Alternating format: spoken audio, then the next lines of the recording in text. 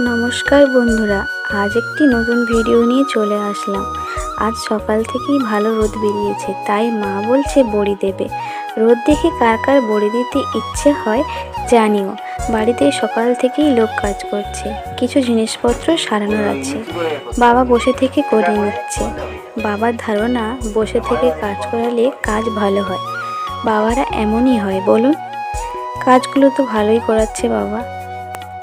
আর এদিকে আমি আর মা ছাদে বড়ি দিতে চলে এলাম। একদিকে আমি আর একদিকে মা দুজনে বড়ি দেব, তাড়াতাড়ি হয়ে যাবে।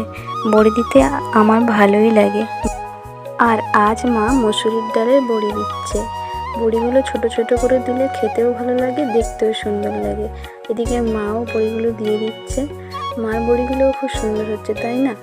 আর এদিকে মা রান্না বসিয়েছে, তাই আমি মার কাছে চলে এলাম। মাকে জিজ্ঞাসা করতে করতে